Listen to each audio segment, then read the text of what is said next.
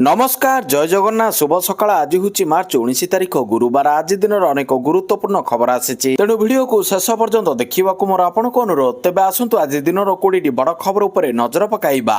Video भल लगिले आपनक भल पाइबा स्वरूप गोटे गोटे लाइक निश्चित करदेवे। आज प्रथम खबर युद्धग्रस्त ईरान को सहायता पठाइला भारत ईरान को सहायता प्रदान करिछि जहाँ वर्तमान अमेरिका एवं इस्राएल सहित विवाद में फसी जाइछि। ईरान रे मेडिकल उपकरण पहुंचीथिबा नै भारतीय दूतावास स्पष्ट करिछि। भारत रे थिबा ईरान दूतावास भारत रे पदक्षेप को प्रशंसा करिछि। भारतीयों को साधुवाद जणाइछि ईरान। नुआ दिल्ली पठाइथिबा मेडिकल सहायता देशर रेड क्रिसेंट सोसाइटी ग्रहण करथिबा नै ईरान दूतावास स्पष्ट करिछि। भारतर लोकमाने दयालु बोली ट्वीट करी कहिछि ईरान दूतावास।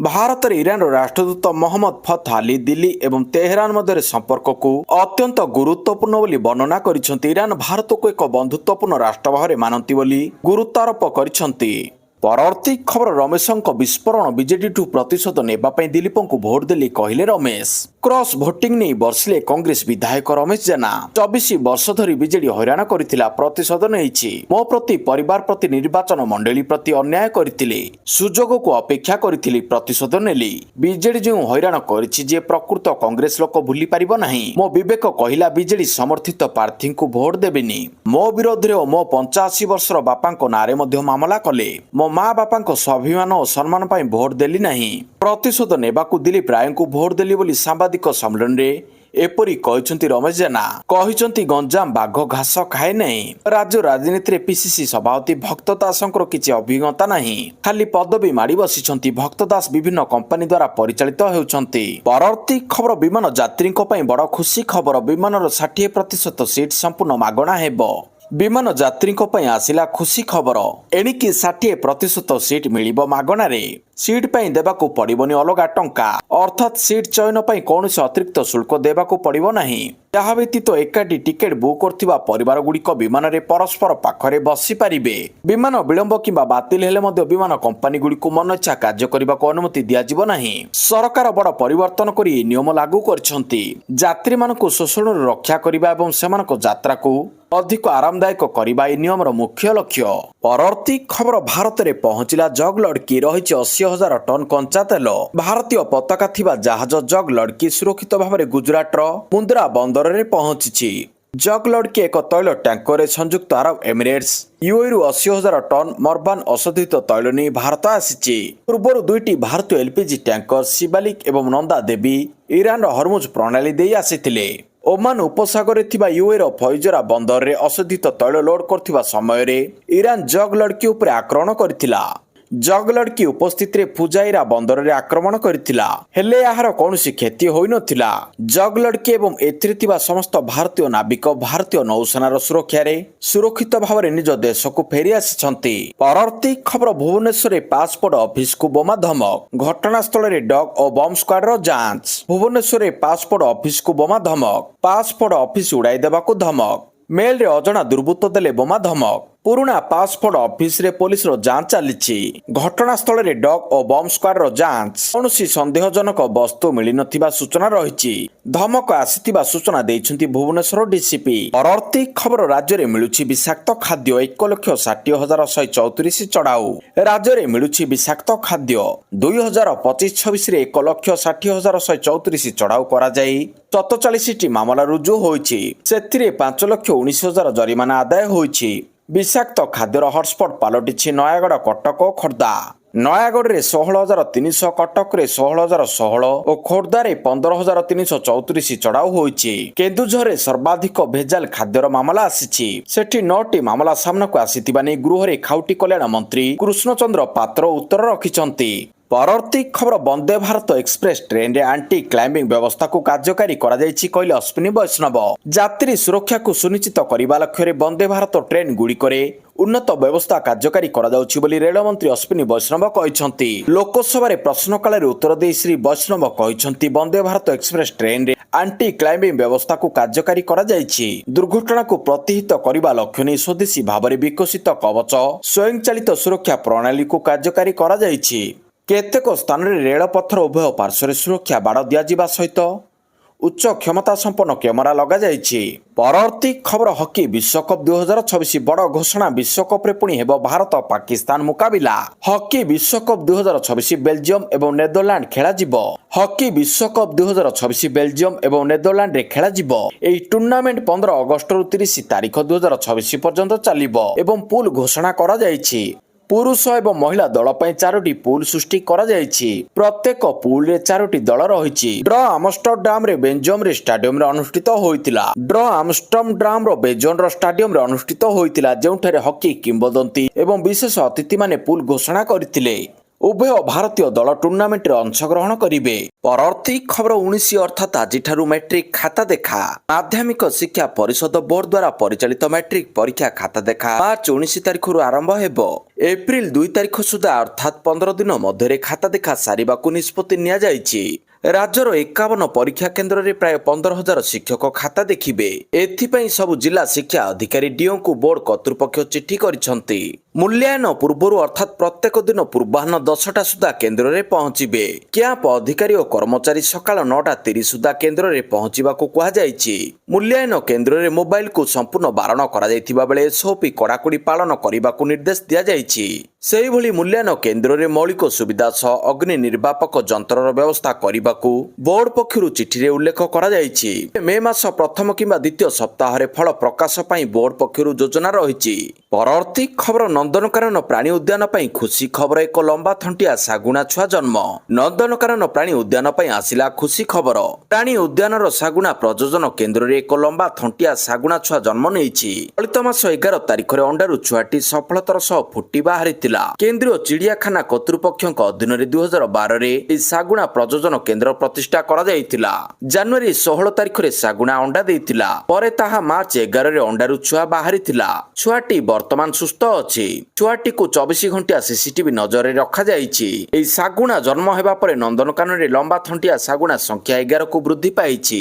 ପରବର୍ତ୍ତୀ ଖବର ସୁଦର୍ଶନ ପଟ୍ଟନାୟକ ହେଲେ ଜାତୀୟ ଜନଗଣନା 2027ର ବ୍ରାଣ୍ଡ ଆମ୍ବାସଡର। ସୁଦର୍ଶନ ପଟ୍ଟନାୟକ ହୋଇଛନ୍ତି ଜାତୀୟ ଜନଗଣନା 2027 ବ୍ରାଣ୍ଡ ଆମ୍ବାସଡର। ଜନଗଣନା ସଚେତନକୁ ଅଧିକ ପ୍ରଭାବୀ କରିବେ ବାଲୁକା ଶିଳ୍ପୀ ସୁଦର୍ଶନ। ବାଲୁକା କଳା ମଧ୍ୟରେ ଲୋକଙ୍କୁ ସଚେତନ କରିବେ ସୁଦର୍ଶନ। କେନ୍ଦ୍ର ଗୃହ ମନ୍ତ୍ରାଳୟ ପକ୍ଷରୁ ଏନେଇ ବିଜ୍ଞପ୍ତି ପ୍ରକାଶ ପାଇଛି। ଦେଶରେ ପରବର୍ତ୍ତୀ ଜନଗଣନା 2027ରୁ ଆରମ୍ଭ ହେବ। ଏଥିରେ ଲୋକଙ୍କ ଜାତୀୟ ସାମାଜିକ ଆର୍ଥିକ ବିବରଣୀକୁ ମଧ୍ୟ ସାମିଲ କରାଯିବ ବୋଲି ସରକାରୀ ସୂତ୍ରରୁ ଜଣାପଡ଼ିଛି।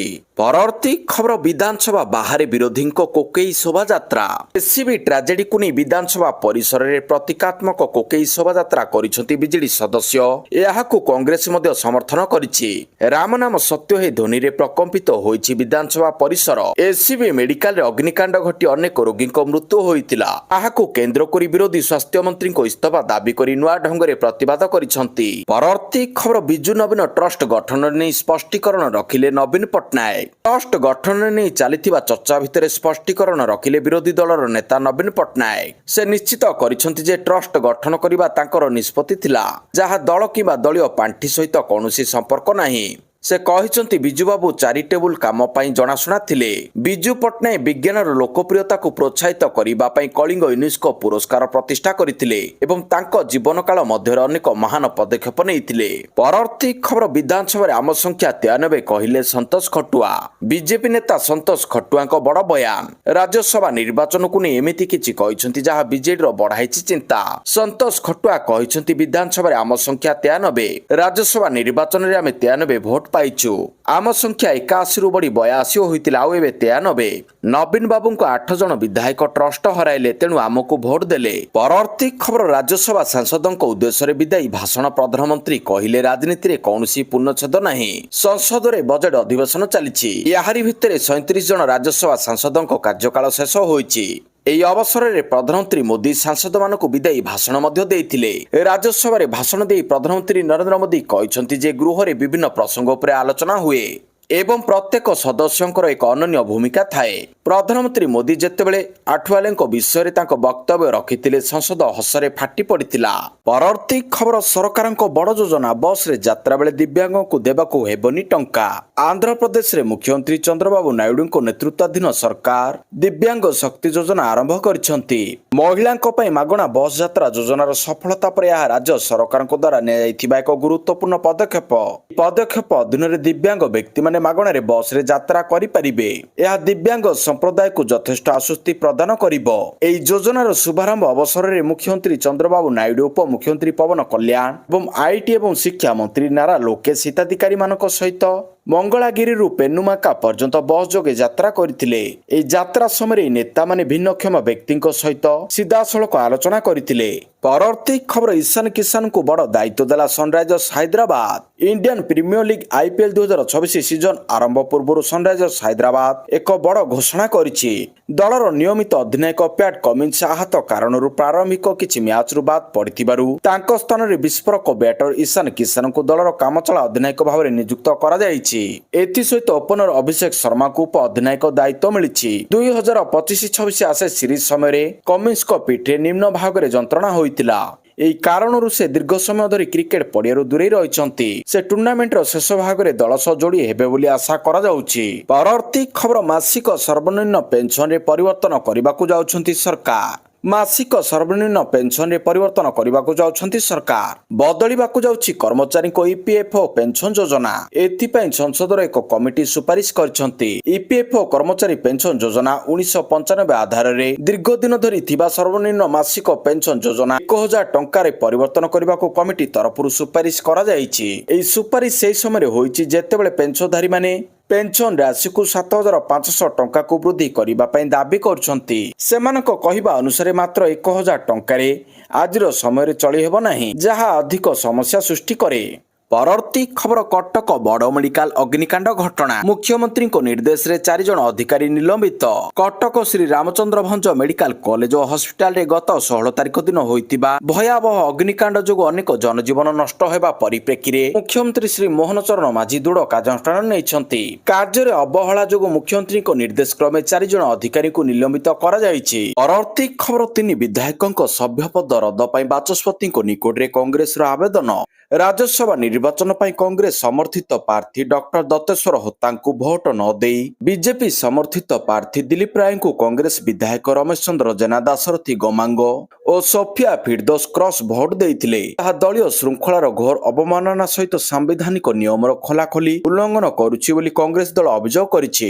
ସାମ୍ବିଧାନିକ ନିୟମର ଉଲ୍ଲଂଘନ ନେଇ ଉପରୋକ୍ତ ବିଧାୟକଙ୍କ ସଭ୍ୟପଦ ରଦ୍ଦ ପାଇଁ କଂଗ୍ରେସ ଦଳ ପକ୍ଷରୁ PCC ସଭାପତିଙ୍କ ନେତୃତ୍ୱରେ କଂଗ୍ରେସ ବିଧାୟକ ଦଳ ଉପନେତା Ashok Das, chief whip S Rajan ଏକା, ବିଧାୟକ ସାଗର ଦାସ, ବିଧାୟକ ପବିତ୍ର ସାଉନ୍ତା, ବିଧାୟକ ମଙ୍ଗୁ ଖିଲିଙ୍କୁ ନେଇ ଏକ ପ୍ରତିନିଧି ଦଳ ବିଧାନସଭା ବାଚସ୍ପତି ମାନ୍ୟବର ସୁରମା ପାଢ଼ୀଙ୍କୁ ସାକ୍ଷାତ କରି ସାମ୍ବିଧାନିକ ନିୟମ ଅନୁସାରେ କାର୍ଯ୍ୟାନୁଷ୍ଠାନ ଗ୍ରହଣ କରି ସଭ୍ୟପଦ ରଦ୍ଦ କରିବା ପାଇଁ ଆବେଦନ ପ୍ରଦାନ କରିଛନ୍ତି। ପରବର୍ତ୍ତୀ ଖବର ବିକଶିତ ଓଡ଼ିଶା ଦିଗରେ ବଡ଼ ପଦକ୍ଷେପ। 2026-27 ବଜେଟରେ ଗ୍ରାମୀଣ ବିକାଶକୁ ସର୍ବାଧିକ ଗୁରୁତ୍ୱ। ଓଡ଼ିଶାର ଗ୍ରାମାଞ୍ଚଳ ଭିତ୍ତିଭୂମିର ସୁଦୃଢ଼ୀକରଣ ଏବଂ ପଞ୍ଚାୟତରାଜ ଅନୁଷ୍ଠାନଗୁଡ଼ିକର ସଶକ୍ତିକରଣ ପାଇଁ ଚଳିତ ବଜେଟରେ ରାଜ୍ୟ ସରକାର ଅଭୂତପୂର୍ବ ଗୁରୁତ୍ୱ ପ୍ରଦାନ କରିଛନ୍ତି। ବୁଧବାର ସନ୍ଧ୍ୟାରେ ଓଡ଼ିଶା ବିଧାନସଭାର ସମ୍ମିଳନୀ କକ୍ଷରେ ମାନନୀୟ ପଞ୍ଚାୟତରାଜ ଓ ପାନୀୟ ଜଳ ଏବଂ ଗ୍ରାମ୍ୟ ଉନ୍ନୟନ ମନ୍ତ୍ରୀ ଶ୍ରୀ ରବିନାରାୟଣ ନାୟକ ବିଭାଗୀୟ ବଜେଟ ସମ୍ପର୍କରେ ଗଣମାଧ୍ୟମକୁ ସୂଚନା ଦେଇଛନ୍ତି। ପଞ୍ଚାୟତରାଜ ଓ ପାନୀୟ ଜଳ ବିଭାଗ ପାଇଁ ମୋଟ 34,104 କୋଟି ଏବଂ ଗ୍ରାମ୍ୟ ଉନ୍ନୟନ ବିଭାଗ ପାଇଁ ମୋଟ 10,204 କୋଟି ଟଙ୍କା ବ୍ୟୟବରାଦ କରାଯାଇଥିବା ବେଳେ ଏହି ପ୍ରସ୍ତାବ ଗୃହରେ ପାରିତ ହୋଇଛି। ଏହି ବୃହତ ପାଣ୍ଠି ମାଧ୍ୟମରେ ଗ୍ରାମାଞ୍ଚଳରେ ପାନୀୟ ଜଳ ଯୋଗାଣ, ସଡ଼କ ସଂଯୋଗୀକରଣ ଏବଂ ଜୀବିକା ନିର୍ବାହର ନୂତନ ସୁଯୋଗ ସୃଷ୍ଟି କରାଯିବ ବୋଲି ଆଶା ରଖାଯାଇଛି। ଗ୍ରାମାଞ୍ଚଳର ଯୋଗ୍ୟ ହିତାଧିକାରୀଙ୍କୁ ପକ୍କା ଘର ଯୋଗାଇ ଦେବା ପାଇଁ ଆବାସ ଯୋଜନାକୁ ବଜେଟରେ ପ୍ରାଧାନ୍ୟ ଦିଆଯାଇଛି।